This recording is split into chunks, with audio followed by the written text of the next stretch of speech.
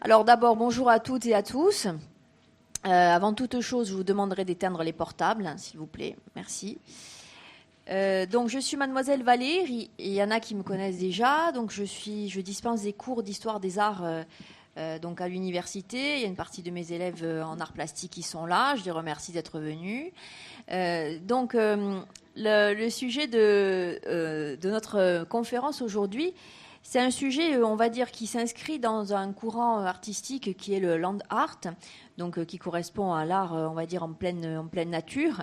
Alors, vous pouvez venir, hein, messieurs, installez-vous. Par contre, comme je l'ai demandé aux autres, je vous demanderai, s'il vous plaît, d'éteindre vos portables. Merci. Voilà, donc je vous disais que le sujet, si vous voulez, de cette conférence donc s'inscrit dans ce courant donc, qui est le land art, donc qui est un art en pleine nature. Alors en particulier, c'est un site qui est un site donc corse, hein, donc c'est un site qui est dans le Cap Corse, pour être plus exact, dans le village de Nantes, ça, dont je suis originaire.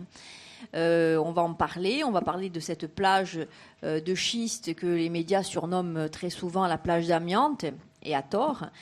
Alors, en fait, cette plage qui s'inscrit dans le paysage en fait, cap-corsain depuis de nombreuses décennies maintenant, enfin, pour les générations plus jeunes hein, de cette partie-là du Cap, elle fait partie intégrante de notre paysage. Nous, on l'a toujours connue, contrairement à nos grands-parents, par exemple, qui ont connu le littoral tel qu'il était à l'époque, c'est-à-dire un littoral rocheux, hein, donc scandé de criques. Hein, alors, on va en parler de ça. Alors, ce qu'on a vous souhaité faire dans le cadre d'une association qui est l'association des Amis du Site de Nantes, ça, qui est une association qui existe depuis de nombreuses années, qui est là pour valoriser et protéger le patrimoine et le mettre en valeur. On a souhaité réaliser des clichés sur cette plage depuis les 5 dernières années. Alors, on aurait pu le faire avant, mais on n'y a pas forcément pensé avant. Hein. Donc, on a pu relever un certain nombre de géoglyphes, ce qu'on appelle. Alors, les géoglyphes, ce sont des petits tas de pierres que les gens, on va dire, articulent en fonction des couleurs, donc les différentes couleurs des pierres. Vous savez qu'il y a un grand choix de galets polychromes sur la plage. Et par petits tas, vous allez voir qu'il y a une grande diversité de messages.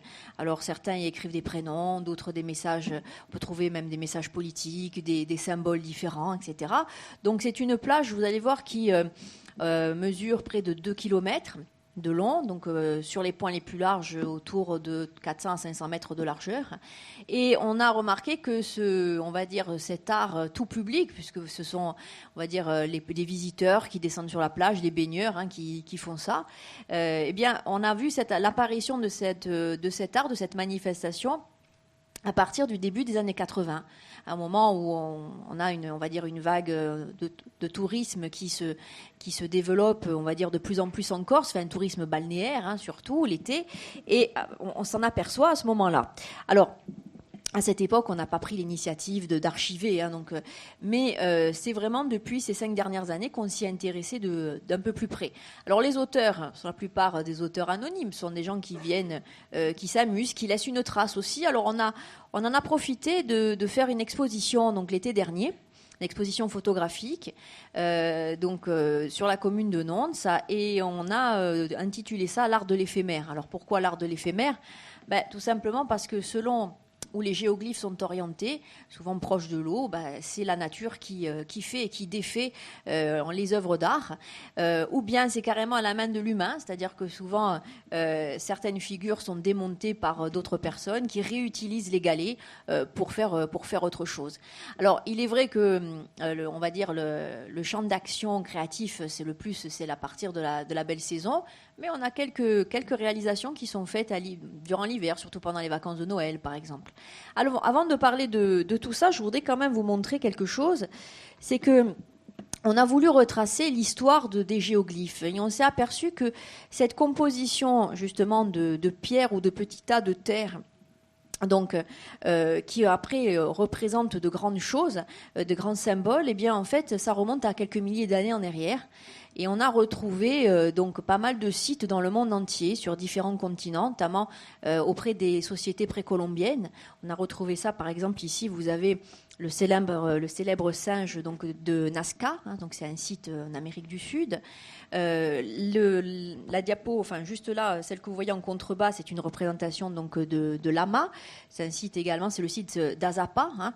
Donc sont souvent sur des sites à découvert, alors soit des déserts de pierre, ou bien carrément même des zones aujourd'hui déforestées. Alors je vais vous montrer d'autres exemples. Voilà, vous avez deux exemples ici. Celui que vous voyez sur le sable, sur la colline de sable, c'est le célèbre candélabre des Andes.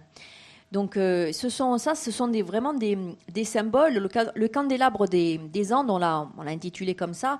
On pense que les populations qui ont voulu le représenter à l'époque se sont inspirées donc des figures de cactus qu'ils devaient connaître à l'époque. Alors, le sens exact des géoglyphes, à grande ou à petite échelle, ça peut, on va dire, est-ce qu'à l'époque c'était des représentations peut-être dédiées à des divinités, c'est possible, à la vie du quotidien, ce que connaissaient les hommes, un peu comme ça a été le cas pour l'art rupestre, hein, donc l'art qu'on peut trouver dans les grottes, donc peintes ou gravées. Donc c'est fort possible. Ça a été les premiers élans, si vous voulez, de l'art dans la pierre véritablement. Alors on ne peut pas, attention, qualifier les géoglyphes de pétroglyphes. Hein, c'est pas du tout la même chose. Pétroglyphe, c'est la gravure dans la pierre, et les géoglyphes, ce sont véritablement donc des amoncellements de pierre ou de terre, donc en relief, qui forment après la figure que l'on veut donner. Alors, je vais vous montrer aussi un autre cas de figure. Ici, ça a été pris en Amazonie. Donc, c'est une partie dont malheureusement qui a subi une déforestation assez intensive. Et donc, sous la forêt tropicale, eh bien, on y voit ce grand carré. Hein, donc ici, alors là, c'est un jeu à la fois de pierre, mais aussi de constitution à l'époque aussi de végétaux. Hein, donc, qui formaient ce type de figure. Voilà. Alors là, un autre type, à la fois ancien et un autre plus contemporain. Celui-ci a été pris en photo par avion, bien entendu. C'est un site qui se situe en Angleterre, hein, là où vous le voyez dans la verdure. Donc on le voit très très bien par avion. On l'appelle le Cheval. Donc c'est un site aujourd'hui qui se situe au milieu donc de champs, donc entouré de champs cultivés. Et par contre, dans une échelle un peu plus contemporaine, ça a été fait sur l'art, il y a quelques années, sur une plage de Belgique. Ce que vous voyez là, cette grande rosace de sable, eh bien là, c'est l'arénoglyphe, ce qu'on appelle. Hein. Donc, c'est-à-dire qu'on utilise le sable, cette fois-ci, pour faire des figures donc sur les grandes plages. Alors là aussi, ça fait partie intégrante de cet art de l'éphémère, volontairement, puisque quand on voit que les gens s'appliquent à faire des figures aussi belles, aussi régulières, si proches de l'eau, on sait très bien ce que ensuite, lors des premières tempêtes, la mer reprendra tout hein, sur son passage. Alors, cet intérêt aussi, c'est que l'art de l'éphémère, le principe aussi des géoglyphes en bord de mer ou arénoglyphes, ça permet aussi de créer constamment et de laisser aussi libre cours. C'est un support pour tout le monde, hein, donc quelles que soient les personnes, pour créer ce que l'on veut. Et ensuite, la nature le défait et on reconstitue, ainsi de suite. Hein. Donc c'est un art finalement qui a un côté à la fois éphémère et éternel de l'autre. Voilà. Alors là, je vous montre une vue panoramique d'une partie de la plage de Nantes. Donc, je vous rappelle que à partir de Nantes, ça se situe sur la partie sud-ouest, hein, donc du Cap Corse, à 10 km au nord de Nantes, il y a une commune qui est le village de Canary. Et en 1925, sur la commune de Canary, on a découvert donc un gisement de schiste. Donc le schiste, c'est cette pierre un peu grise bleutée. Dans certains cas, on peut avoir des gisements de schiste amiantifère, c'est-à-dire qu'à l'intérieur du schiste, on peut trouver des fibres d'amiante. 1925, c'est un peu comme une espèce de découverte d'Eldorado. On trouve ce gisement, donc à une dizaine de kilomètres au loin, un peu plus loin. Et on décide d'ouvrir ce gisement. Le gisement produit pas mal et ça devient une mine, véritablement une mine d'amiante. Donc, qui produisait des tonnes tous les jours. Et ce qui va se passer, c'est que ça va modifier complètement le littoral. Alors, je vais vous expliquer. Donc, Canary se situe vers ici. Cette partie-là, avant l'exploitation du gisement, donc la mer arrivait ici. donc elle arrivait quasiment au pied de la végétation actuelle. Donc il y avait seulement des rochers ici, donc qui bordaient le littoral, avec des criques, donc des petites criques, et dans le creux ici, il y a l'ancienne marine du village de Nonce, c'est-à-dire qu'il y a encore les anciens magazines, hein, donc les anciennes maisons des pêcheurs, mais aussi des gens, des navigants, puisque jusqu'à la fin du 19e siècle, il faut savoir que les bateaux accostaient ici, et notamment le village de Nonce a été un grand exportateur de ce fruit du cédrat, hein, le fameux cédrat dont on parle encore beaucoup aujourd'hui. Donc il y a des anciennes culture en terrasse, en friche aujourd'hui, mais qui était destinée à la culture des agrumes, cédras, vignes. Hein, on cultivait aussi beaucoup de vignes. Et les bateaux venaient ici faire de l'import-export. Alors, quand il y a eu le commencement de l'exploitation de ce gisement, ça ne s'est pas fait en un jour, vous vous en doutez, quand on extrayait la fibre d'amiante, la pierre n'intéressait plus personne. Hein, donc le schiste, c'était quelque chose qui était stérile, donc on jetait ça par tonnes. Par-dessus une pointe qu'on appelle la pointe blanche, et tous ces déchets donc de pierre, avec les courants, déjà avec la mer, les courants, c'est devenu des galets, ça a poli la pierre, et petit à petit, ça a comblé les anses et les petits caps naturels. Donc ça a pris plusieurs décennies pour faire tout ça. Il paraît-il que dans les années 50, on a retrouvé des anciennes photographies. Mon grand-père m'en parlait aussi à l'époque. La plage, dans les années 50, était en continu. C'est-à-dire que là, vous voyez les rochers, là, ils se sont maintenant, c'est la nature qui a repris ses droits. Mais à l'époque, la plage faisait 5 km au total. Hein. Maintenant, ça s'est réduit, puisque l'exploitation a été terminée en 1966.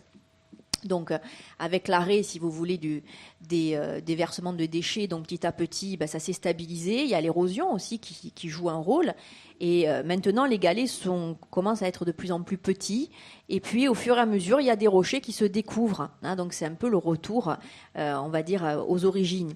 Alors, toujours est-il, vous savez, pendant des années, ça a été un peu une verrue dans le paysage. Hein. Il faut penser à nos anciens qui ont connu véritablement le littoral tel qu'il était à l'époque, quand il y a eu l'exploitation de la fameuse mine d'amiante. Bon, certes, ça a créé beaucoup d'emplois à l'époque, hein, donc on n'y a pas perçu le danger aussi de l'amiante. Ça, c'est encore un autre discours et un autre problème. Hein. Donc, la plupart des mineurs qui ont travaillé dans cette mine et dans le cratère là-haut, ils sont décédés quelques années plus tard à cause de l'amiante et des dégâts que ça peut causer. En tous les cas, les villages de cet endroit-là du Cap étaient très peuplés, de la fin des années 30 jusque dans les années 50, grâce aussi à l'activité de la mine. Bon, malheureusement, après, ça a été autre chose. Alors, du coup, si vous voulez, les plus jeunes générations, je veux dire à partir des gens des années 80-90, pour nous, elle a toujours fait partie, c'est notre plage, elle a toujours fait partie de notre paysage. Donc, on lui a, si vous voulez, on a une vision beaucoup plus affective de cet endroit. Alors, il y a aussi beaucoup on va dire, de dégâts qui ont été faits aussi par les médias. Hein.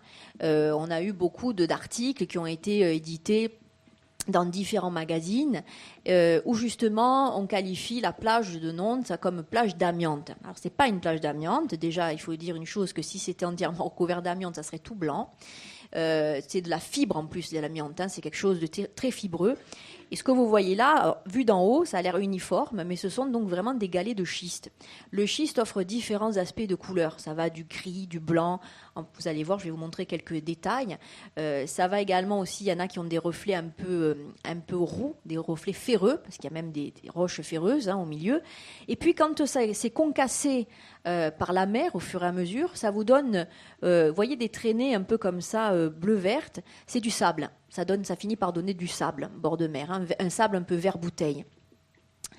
Voilà. Alors ça, c'est un autre point de vue. C'est des clichés qui ont été pris de la tour. La tour, si vous connaissez, c'est le point culminant. On est à 160 mètres au-dessus de la plage et de la mer, hein, donc, puisque Nonce est un village moyenâgeux, donc avec des restes de fortifications et d'un ancien cacheté, loin, parce que ça a été sous domination féodale à un moment donné, de la famille Avogari de Gentile.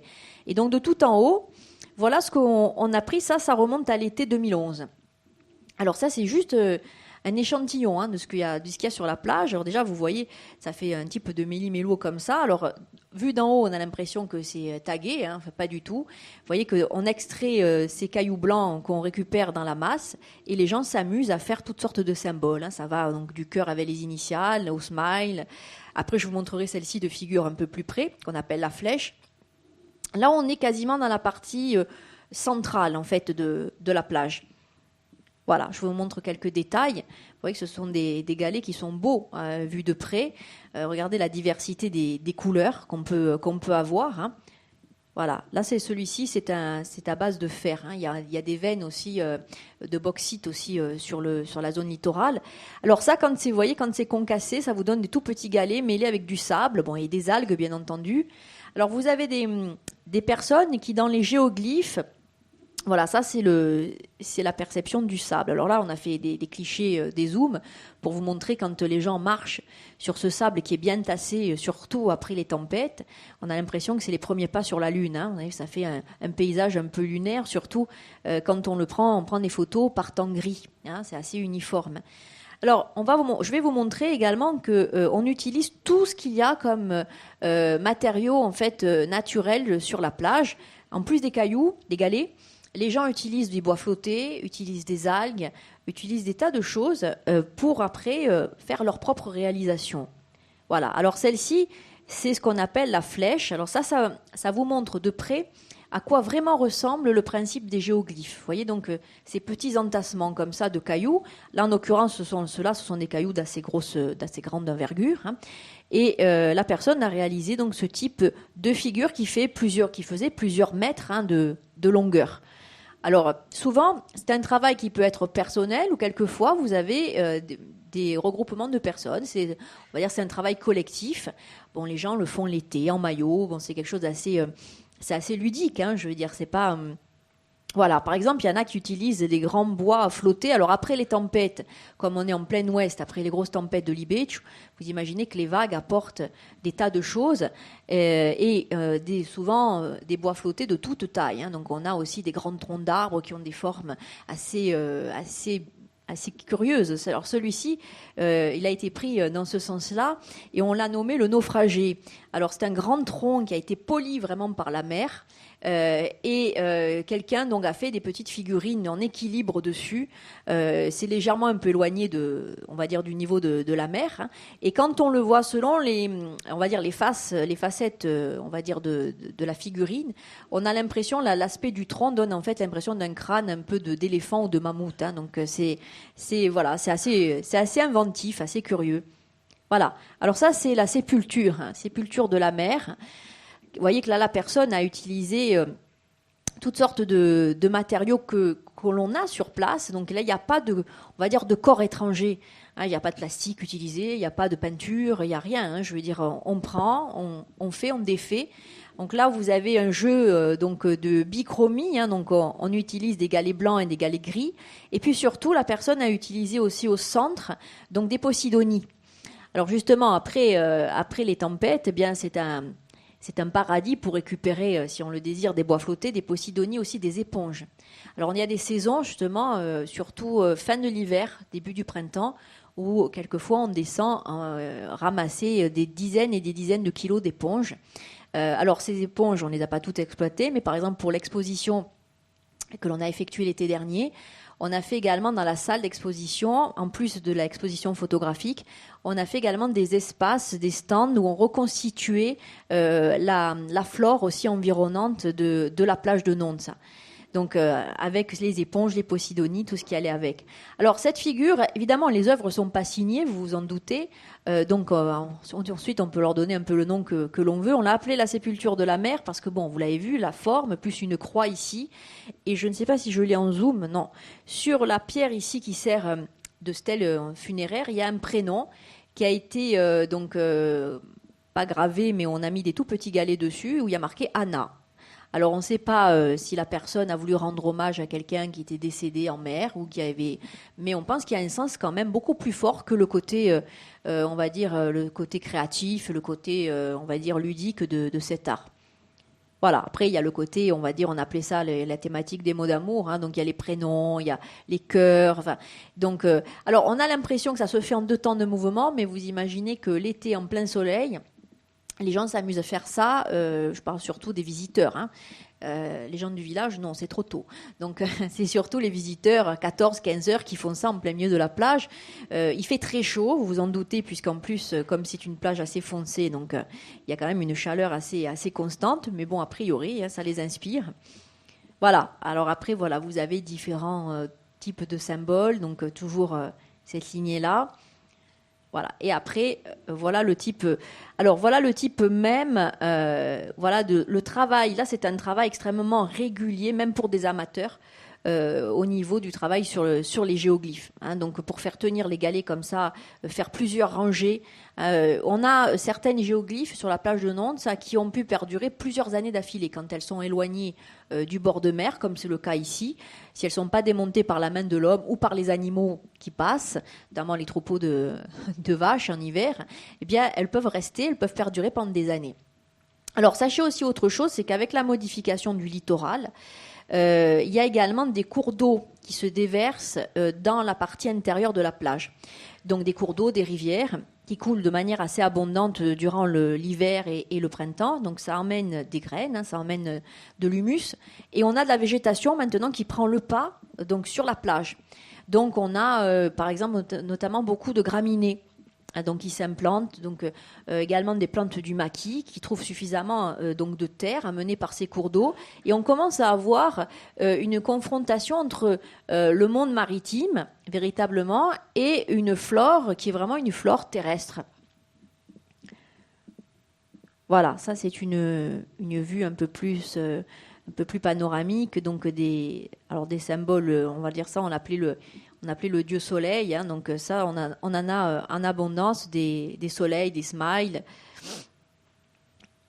Voilà, après on a également aussi donc des panneaux d'interdiction. On a eu des messages politiques, bien souvent. Bon, après, à la période des fêtes de fin d'année, on a les Pace Salud, évidemment, donc tout ce qui les représentations de Noël. Et puis on en a des rigolotes aussi, voilà, avec la bouteille de vin qui est, on va dire, répertoriée ici. Alors là, c'est quand même une figure qui fait 4 mètres de long sur 2 mètres de large, hein, donc pour vous montrer quand même que c'est pas... Après, on peut donner la taille que l'on veut. Alors l'idée, si vous voulez, c'est que ces figures, ces géoglyphes, quand les gens les réalisent, évidemment, elles doivent être faites pour être vues d'en haut, c'est-à-dire pour être vues du village, pour être vues de la route. Donc ça attire le regard, ça intrigue aussi. Il faut savoir que les touristes, puisque c'est un village qui est très fréquenté du point de vue touristique, quand les gens s'arrêtent au village et qu'ils ne descendent pas sur la plage, bien souvent on a droit à des questions ou bien des réflexions assez insolites. Hein. Alors qui dit que la plage est bétonnée, qui dit qu'on a peint, qu'on a bombé avec de la peinture blanche. Certains pensent que même c'est une plage qui sert de piste, hein, d'hélicoptères, pour hélicoptères. Enfin, on en entend des vertes et des pas mûres. Et justement, donc ça intrigue beaucoup de voir, vu d'en haut, que la plage quand même donne un effet uniforme et que surtout on voit ces figures beaucoup plus claires. Donc c'est vrai qu'on a l'impression que c'est peint. Hein, et c'est vraiment fait pour être vu de loin. Hein, donc l'idée c'est ça. Hein. Voilà, autre symbole aussi, donc beaucoup aussi de chiffres. Là, le chiffre 8, qui est un chiffre messianique. Alors là, vous voyez que le chiffre 8, il est quand même à peu près à une vingtaine de mètres du bord de mer. Vous voyez ici les baigneurs, hein, voilà comment ça se présente. Alors, autre chose, là, vous voyez la mer qui est très très calme. Il faut savoir qu'après, souvent, les tempêtes, vous avez ce type de bloc qui transparaît. Je ne sais pas si vous voyez, il y a des grands blocs gris. C'est un amalgame, en fait, c'est comme un amalgame de concassés, d'agrégats. C'est-à-dire, vous avez du sable, des galets, même des algues qui sont compressées. Donc, et c'est projeté après sur la plage. Donc, quand vous touchez ces plaques, hein, je veux dire, vous pouvez taper avec des pierres dessus. C'est extrêmement dur. On dirait presque du béton. Hein, mais c'est la nature qui fait ça. C'est pas du tout l'action de l'homme, hein, absolument pas. Hein. On dirait presque des gigantesques roses, vous savez, dans le désert, hein, mais en moins joli. C'est plus plat, hein, c'est plus rocailleux, mais c'est extrêmement résistant, extrêmement solide. Au niveau de juste une petite parenthèse, au niveau de la faune, il faut savoir que depuis maintenant tant d'années que le littoral a été modifié, et puis il a été modifié pas du jour au lendemain, c'est une plage et notamment un littoral qui reste très poissonneux. Hein. Malgré tout, il y a beaucoup de poissons, donc de bancs de poissons de passage, beaucoup de thonidés, puis également des mammifères marins, beaucoup de passages de dauphins dans cette zone. Sachez également aussi que la zone de Nonnes est intégrée dans une réserve. Hein, c'est une réserve également aussi marine. Hein. Ben voilà. Voilà, c'est la fin. Alors, pour vous dire également que par rapport à cette exposition, donc après plusieurs années on va dire d'enquête, d'archivage de photos, donc l'exposition qui a vu le jour donc l'été dernier, elle a eu plusieurs objectifs. Alors, c'est pas uniquement d'accueillir les visiteurs. Il faut savoir quand même que sur une semaine d'exposition, elle a duré donc première semaine d'août, dans le cadre de la semaine culturelle donc de Nonces, on a accueilli un peu plus de 250 visiteurs. Donc c'est une exposition entrée libre, hein, gratuite, il n'y a pas de problème. Nous, notre but, si vous voulez, en tant qu'association, c'était de montrer, on va dire, la plage et également aussi tout ce qu'on peut y trouver de manière beaucoup plus positive, hein, c'est-à-dire montrer que après, malheureusement, l'action de l'homme, et cette action, on ne peut pas la défaire, hein, ça sera peut-être au fur et à mesure des siècles que la nature reprendra ses droits complètement, mais comment après on peut s'adapter avec l'existant. Alors je précise également que on peut se baigner sur la plage, il n'y a pas de risque au niveau de l'amiante, hein, pas du tout. Le seul risque, c'est de s'y baigner quand la mer est forte, c'est une plage qui est quand même assez profonde et il y a beaucoup de courant. Voilà, le seul danger, il est là. Donc, mais sinon, il n'y a aucun souci à ce niveau-là. Donc le but pour notre association ainsi que la commune de Nonces et même pour la communauté des communes du Cap Corse, c'était aussi de démystifier l'image de la plage, démystifier pas seulement qu'au niveau de la population locale, parce que les locaux connaissent ce que c'est. Hein. Depuis des générations et des générations de gens on va dire, se sont succédés pour aller se baigner, pour aller au bord de mer, pour pêcher. Ah, donc je veux dire, on connaît notre espace. Mais c'est surtout par rapport au regard extérieur. Et puis surtout, malheureusement, au danger aussi des médias, ce que les médias peuvent écrire, peuvent dire, hein, à la radio aussi. Il y a quelques années de ça, il y a un magazine que je ne citerai pas qui avait écrit un article en disant que si on descendait sur la plage de Nonces, il ne fallait pas oublier son masque à gaz. Alors ça fait rire sur le moment, mais ça peut avoir un impact, hein, si vous voulez, et sur le village, mais même aussi sur l'économie, on va dire, environnante, hein, bien entendu. Donc on ne peut pas laisser dire tout et n'importe quoi. Donc si vous voulez, l'exposition, c'est pas une exposition, si vous voulez, qui sert à contrecarrer ce qui a pu être écrit ou dit, mais c'est pour valoriser le lieu et montrer également aussi tout ce qui s'y fait. Alors, ça s'est fait en 2012, mais sachez qu'on avait organisé en été 2011 une exposition libre sur la plage, c'est-à-dire qu'on avait invité tous les gens qui voulaient participer. Même les enfants ont participé, jeunes, vieux, peu importe, hein, jeux locaux comme extérieurs. Et les gens ont fait donc toutes sortes de réalisations qui leur tenaient à cœur. Et on a fait une exposition donc carrément sur la plage. Donc on a voulu vraiment montrer que ce type de plage était un support du land art et que c'était un art qui était à la portée de tous. Et voilà, donc avec une liberté de création. Voilà, sans limite, complètement sans limite. Voilà, donc à partir de ça, écoutez, cet été, ça a été quand même une opération succès. On a fait ça avec des petits moyens, puisque bon, les associations, vous savez comme moi, on n'a pas de gros budget. L'idée aussi, c'est que là, dans un avenir assez proche, on puisse, en partenariat avec la communauté des communes du Cap Corse, faire également une publication sur la plage, sur le littoral, sur l'histoire de cette plage, et également donc sur les géoglyphes présentes. C'est quand même un cas de figure assez unique sur la Corse. Hein. Sur la Corse, et même, j'allais dire que finalement, quand on on fait l'historique de ces géoglyphes. Au départ, même si vous tapez sur Internet, les géoglyphes, on va vous sortir des sites très anciens, comme on a vu précédemment, le site de Nazca, donc dans des sociétés précolombiennes, etc., qui sont vieux de plusieurs milliers d'années. Et on a l'impression que c'est limité à des continents comme l'Amérique du Sud, comme l'Afrique, l'Australie. On en a retrouvé jusqu'en Australie. Et puis finalement, on se dit, est-ce qu'en Europe, il y en a eu ? Alors on s'est aperçu que oui, après, on en a découvert, on a vu le cap de l'Angleterre, mais il y en a eu d'autres. Mais en Méditerranée, finalement, on ne s'est pas trop posé la question. Alors, on s'est rendu compte que, finalement, en Corse, on a ce site-là. Alors c'est vrai que on l'utilise depuis de manière très, on va dire, très récente, depuis les années 80, donc c'est très contemporain. Mais finalement, regardez, les géoglyphes ont traversé les mers, ont traversé les océans et les continents. Et bien, on peut dire que chez nous, en Corse, à petite échelle, à échelle insulaire, nous avons ce cas de figure. Voilà, donc je pense que c'est quand même on va dire un plus qu'il ne faut pas négliger. Et puis qu'il faut prendre aussi en considération, comme tous les types d'art que l'on peut envisager aujourd'hui. Voilà, je vous remercie. Si vous avez des questions, n'hésitez pas.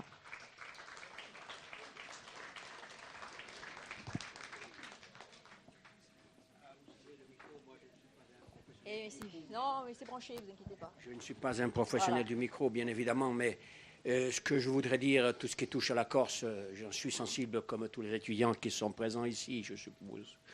Mais ce que je voulais dire par rapport à la démystification de cette plage-là, de l'image qu'on donne de cette plage de Nonza, à savoir si les différents gouvernements qui se sont succédés, qui ont fait de la Corse, on s'est servi de cette usine de Canary pour faire en quelque sorte une expérimentation. Vous savez qu'on sait ce que ça donne maintenant, vous voyez, j'en perds on voit ce que ça donne le résultat aujourd'hui. Le résultat de l'amiante. Bien sûr. Bon, alors donc, savoir s'il est possible, par exemple, pour revenir au présent, pour ne pas en permanence se ressasser du passé et avoir des souvenirs tels que celui-là, mais savoir s'il y a une véritable, j'allais dire, volonté politique de réactualiser cette plage, par exemple, ne fût-ce que, vous avez dit, on peut s'y baigner, donc, mais à travers des professionnels, des maîtres nageurs qui puissent nous aider à pouvoir se baigner l'été, par exemple,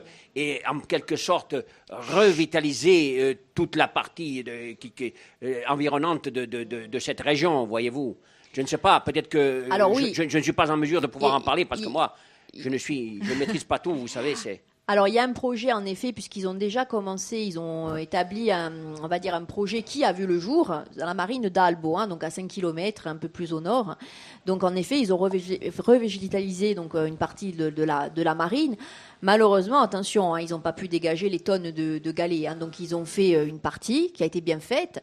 On a replanté des arbres comme les tamaris, puisque à Albo, il y a un terrain marécageux derrière. Donc, ils ont récupéré, si vous voulez, les plantes endémiques. Alors, nous concernant, c'est plus compliqué à Nantes, ça, parce que si vous voulez, déjà, le lieu est difficilement accessible. Il y a 2 accès possibles. Il y a l'accès de l'ancienne marine par les escaliers qui partent du village, qui passent par la chapelle Santa Giulia et qui arrivent jusque sur la plage. Quand on est un peu sportif, on le fait par là. Et après, pour les gens un peu moins sportifs, il y a l'accès au fond, vous voyez, par une route qui est la route Nadal et Giraldi, donc qui a été percée au début des années 80 et qui vous permet d'accéder ici à un petit parking. Et là, vous avez accès au début de la plage, il y a une crique derrière. Et également un espace, donc où vous avez aussi un espace buvette et également court de tennis, qui est dans le creux qu'on ne voit pas. Alors, au niveau, en effet, de la surveillance de la plage, ça coûte très cher aux petites communes. À part, donc, on peut tout à fait faire comme, par exemple, la commune d'Albo et mettre les drapeaux, c'est-à-dire en fonction de l'état de la mer, sachant qu'il y a des panneaux qui avertissent déjà les gens en bas de la plage et en haut, en disant que la plage n'est pas surveillée et que c'est dangereux quand il y a du vent. Donc, ils sont déjà avertis. Après, maintenant, on pourrait mettre tous les maîtres nageurs que vous voulez, mais quand il y a les tempêtes de Libèche, il ne faut pas se baigner. De toute façon, c'est trop dangereux. C'est trop dangereux parce que c'est très profond et la mer vous aspire, de toute façon. Donc là, quand c'est comme ça, il n'y a aucun souci, vous ne risquez absolument rien. Mais par tous les temps, on ne peut pas se baigner. Et un maître nageur pour la surveillance, ça serait pratique, ça serait très bien. mais pas par temps de tempête. Il faut savoir que les gens sont très très inconscients malgré les consignes qu'on leur donne, hein, parce qu'il faut savoir que on les prévient, on les met en garde, on leur dit de ne pas descendre, de ne pas se baigner. Ils y vont quand même, ils pensent qu'ils sont capables de nager mieux que tout le monde, et après il faut faire venir les secours. Ça, on le voit en mer, on le voit en montagne aussi, c'est la même chose, hein, je pense que chez nous. Et malheureusement, on ne peut pas mettre une surveillance derrière chaque visiteur, hein, c'est pas possible. Mais en effet, il y a un programme, oui, il y a un programme il y a un programme également d'aménagement aussi de la partie nord de la plage, où on va non seulement donc végétaliser une partie ici, mais également faire un parcours de santé. Parcours nature, avec reconstitution de fontaines, etc., où les gens pourront faire la promenade, mais pourront faire du sport, avec vraiment des parties intégrées, vraiment au paysage. Pourquoi pas venir pique-niquer sur la plage? Mais ils viennent, hein, les gens. Ouais. Ils viennent, même s'il n'y a pas de point d'eau hein, encore. Mais là, on est en train, la commune a lancé une étude, il y a des forages ici, et on a lancé une étude pour étudier justement, voir si l'eau est potable. Si l'eau est potable, tant mieux. Si elle ne l'est pas, on la traitera pour que les gens puissent après bénéficier donc de points où on puisse se désaltérer sans aucun problème. Voilà. Bien, écoutez, merci. Et je vous en prie, monsieur. Je pense que d'autres personnes voudront intervenir.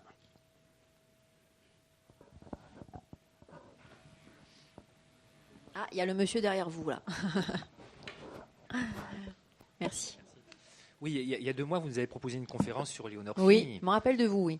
Je veux savoir si, déjà, à l'époque où Léonore Fine fréquentait Nonze, cette plage existait. Oui. Oui, déjà. Oui, elle existait, elle était même plus importante que ça. Mais la pratique de l'art éphémère, non. Non.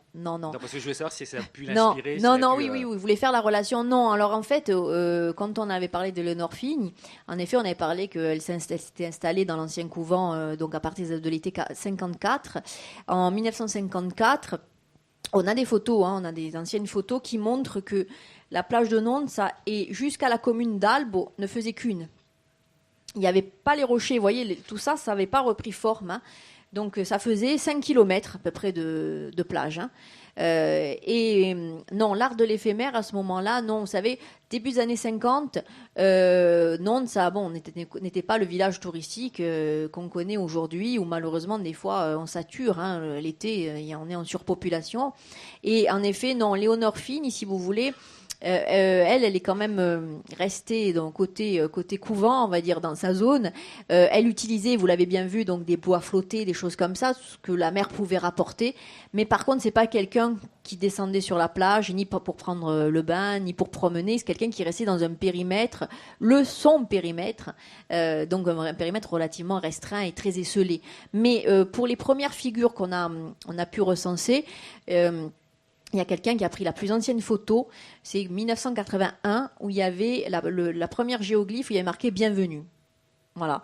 Ça, pour le moment, c'est la plus ancienne photographie qui relate, on va dire, l'épisode des géoglyphes qu'on ait pu à ce jour retrouver. Je pense que c'était pas très en vogue à l'époque. Hein. Je pense pas. Hein. C'est comme le land art. Hein, je veux dire, c'est bon, voilà, c'est en vogue depuis finalement peu d'années. On s'intéresse à tout ça. Hein.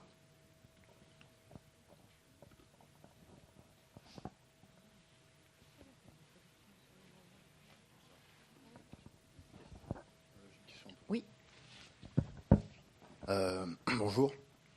Moi j'avais une question qui se rapporte à la plage en fait. Tout à l'heure vous parliez de balnéarisation, de modernisation de la plage. On a fait construire, vous avez dit, un cours de tennis, il me semble, un parking. Non, on fait un parking en terre battue. Terre battue. C'est très sommaire. Voilà, c'est très sommaire, sous le bazar, mais en fait c'est le début de quelque chose qui, vous pensez, pourrait peut-être à long terme permettre l'arrivée sur cette plage d'une forme de tourisme de masse. Une forme de tourisme de masse qui pourrait peut-être à long terme tuer en quelque sorte la caractéristique de cette plage dans laquelle on peut trouver ce land art. Alors oui et non. En fait, je vous explique pourquoi. Parce que l'avantage qu'a encore la plage, c'est que, comme vous le voyez, elle est à une grande surface. Donc, quand vous arrivez ici par la route, déjà le parking qui avait été conçu au début des années 80 est resté tel quel. Donc, c'est vraiment de la terre battue. Hein, il n'y a pas on va dire, de revêtement. Il y a quand même des places limitées, hein, limitées.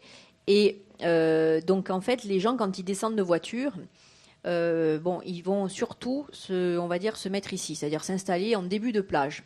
Bon, donc on le voit au mois d'août. Parce que moi, ma famille habite ici. Vous voyez, la photo que j'ai prise ici, c'est l'arrière du jardin de chez moi. Donc, en fait, avec les jumelles, l'été, on voit là, une forte concentration de population ici. Ensuite, il y en a très, très peu ici. C'est-à-dire, il y a très peu de courageux en plein été qui vont marcher en plein soleil par 38 degrés ou 40 degrés et qui vont venir se baigner ici ou encore qui vont emprunter les escaliers sous forme de randonnée. Si vous voulez. D'ailleurs, c'est un cadre très agréable parce qu'à travers la descente de l'ancienne marine, vous y découvrez les jardins potagers, vous y découvrez l'ancienne chapelle. On passe dans des endroits aussi arborés et on arrive jusque sur la plage. Et ce qui leur fait peur, c'est surtout la remontée. Donc en fait, vous avez on va dire l'été, on a la chance encore aujourd'hui de pouvoir se baigner sur la plage dans des endroits, je veux dire, où on peut être facilement entre 50 mètres, on va dire, d'un nageur à un autre. Je veux dire, donc on n'a pas trop ce problème. Maintenant, je vous rejoins. Si évidemment on entamait, on va dire une amélioration un peu trop urbaine du parking, on va dire de l'aménagement ici, c'est sûr que ça ferait pas très bon ménage. C'est pas le but de la commune. C'est pas le but de la commune. Si vous voulez, moi je suis également aussi au conseil municipal. Donc l'idée justement, c'est au contraire, on est dans un village qui est classé quand même. Nantes, ça est classé donc depuis très longtemps. Donc on ne peut pas faire tout et n'importe quoi. Donc ce qui veut dire, c'est que même dans cette zone-là, ce que j'expliquais au monsieur, l'idée qu'on a justement de valoriser cet endroit, c'est pas du tout pour l'ouvrir à un tourisme de masse, mais surtout pour l'ouvrir à un tourisme un tourisme nature. Et on va dire pour les amateurs de la nature en général, qu'ils soient visiteurs ou locaux. Donc avec justement des points d'eau, avec un parcours de santé, avec des structures qui seront tout à fait adaptées, mais il n'y a pas du tout d'idée de construction. D'hôtels, de choses comme ça. Éventuellement, peut-être plus tard, un espace de camping aménagé, mais tout à fait intégré. Mais on est obligé, de toute façon, et tant mieux, de se soumettre à des normes qui, en plus, sont imposées, contrôlées par la BF. Donc voilà, on ne peut pas... D'accord. Je pense que, si vous permettez... Oui. Puisqu'en toile de fond, on aperçoit une montagne, Oui. Et je veux dire, cette dualité mer-montagne qui fait qu'on pourrait développer tourisme montagne, je ne sais pas, vous voyez. Oui, alors il y a déjà, si vous voulez, il y a tout ce qui concerne la montagne, en quelque sorte. Tout à fait, mais il y a déjà des sentiers de randonnée qui ont été réhabilités ou ouverts avec, si vous voulez, de la signalétique. Donc on a des randonneurs déjà partir. On va dire du printemps, on a quand même des gens qui voilà, les sentiers. Après, il y a des améliorations aussi à faire. Je veux dire, au niveau de la signalétique, de la mise en valeur. Bon, on fait aussi très attention parce que c'est la gestion aussi on va dire des circuits de randonnée est très difficile dans le sens aussi où il faut prévoir aussi tout ce qui est la gestion des déchets. Donc, on a aussi ce souci. Bon, c'est bien beau. Il y a vraiment des gens qui aiment la nature en soi. Puis il y en a d'autres qui se disent l'aimer, mais quand on passe derrière eux, il faut récupérer et les sachets en plastique et les bouteilles, etc. Je vous donne une idée. On fait des opérations plage propre. Donc on en fait 2 fois dans l'année, 2 fois par an. Généralement une en automne-hiver et une autre au printemps. On est bénévole, on descend avec les enfants, avec les vieux, les moins vieux, enfin tous ceux qui peuvent nous aider. Et je vous dis pas tout ce qu'on ramasse. Voilà. Non, c'est bon. Voilà. Et malgré une gestion de la montagne aussi à travers. Voilà. Oui, donc la plage, mais également aussi comme on est confronté comme tous les villages, on va dire où il y a du passage. Je veux dire pareil pour les bas côtés au long de la route. Voilà. C'est au total c'est des tonnes d'ordures qu'on enlève. Voilà. Donc malheureusement c'est comme ça. Malgré la prévention, malgré c'est difficile, très difficile à gérer.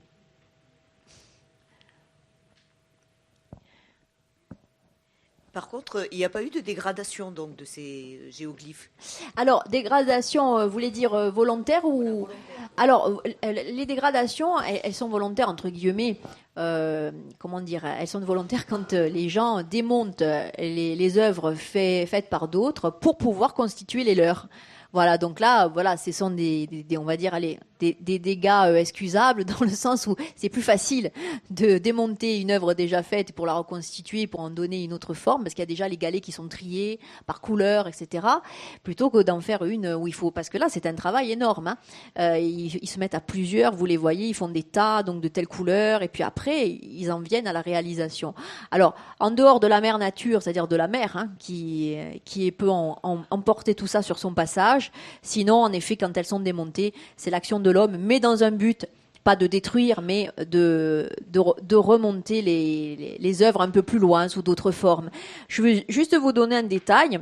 Quand il y a des grosses tempêtes en hiver, pourtant elle est large la plage, hein, eh bien l'eau arrive jusqu'ici, à peu près. Voilà, là où je vous montre la flèche, on a eu des tempêtes où l'eau est arrivée jusque-là. Voilà. Et là, c'est là qu'on fait les plus belles trouvailles après, hein. Quand ça se calme et que la mer se retire, c'est là justement que on fait les récoltes d'éponges, qu'on fait des récoltes de bois flottés. Voilà, c'est à ce moment-là qu'il faut descendre sur la plage pour trouver des tas de choses intéressantes. Et alors, dans un autre cadre de figure, je crois que c'était l'année dernière où il y a eu la neige. Au mois de février, il y a eu notre épisode neigeux, hein, que la Corse a connu. Ben là, on a des photos qui ont été prises. La plage a été recouverte de neige, chose quand même assez exceptionnelle. C'est exceptionnel. On a eu des photos donc de l'hiver 85 où la plage a été recouverte de neige, et de l'année dernière au mois de février où la plage a été recouverte pendant 48 heures donc de neige, hein. On voyait un peu là, c'est vraiment au niveau de la mer, hein. On pouvait pas faire plus près. Non. Dans mon village, à Muro, il y avait les chutes du Niagara. Enfin, c'est pas les chutes du Niagara, mais enfin, c'est une image que j'essaie de vous donner. Mais c'était gelé, hein, la cascade était gelée, mais c'était extraordinaire. Ah oui, non, mais c'était bon. Là, c'est vrai que bon, c'était très, très particulier, hein, je veux dire, c'était presque anormal, hein, c'est exceptionnel, les choses, des phénomènes comme ça, hein. Donc, voilà, oui, tout à fait. Alors, juste un dernier mot pour vous dire qu'à l'heure actuelle, donc l'association des Amis du site de Nantes, ça donc organise des expositions à peu près tous les 2 ans. Donc l'année qui s'est écoulée a été basée sur le land art, donc l'art de l'éphémère. Tous les 2 ans, on donne un thème différent. Donc il y a eu aussi des thématiques sur l'art religieux, sur le petit patrimoine, sur la flore, donc qu'on trouve sur la commune de Nantes. Enfin, des thématiques très diverses. Et puis également aussi, on a réouvert, on a participé à la réouverture, vous en avez entendu parler, de l'écomuséum du Cédrat. Donc nous avons un tout petit musée, comme on en a maintenant de plus en plus dans les villages, et tant mieux, donc qui est relatif à cet arbre qui donne cet agrume, donc le cédrat, dont le village a été producteur pendant presque un siècle. Et donc ce musée maintenant peut se visiter sur demande, hein. Il suffit d'appeler la mairie hors saison, si jamais ça peut intéresser des associations, peu importe, des groupes, hein. Donc sachez que sur réservation, on peut vous le faire visiter. Et également, à partir du mois de juin, il est ouvert non-stop jusqu'à la fin du mois de septembre. Voilà. À la même époque, vous avez également l'ouverture d'un point information qui peut vous renseigner au sujet des horaires. Voilà, donc écoutez... je ne sais pas si vous avez d'autres questions. En tout cas, on vous invite, si vous ne connaissez pas ou si vous connaissez des gens, on vous invite en tout cas à venir participer, on va dire, sur la plage, à créer vos œuvres. Vous êtes les bienvenus, hein, sans laisser de papier derrière vous. Voilà, donc la plage de Nantes, ça vous est ouverte. En tout cas, merci d'être venus si nombreux. Et je vous dis peut-être à très bientôt pour une autre conférence. Merci aux premières années d'être venus. Première année d'art plastique. Une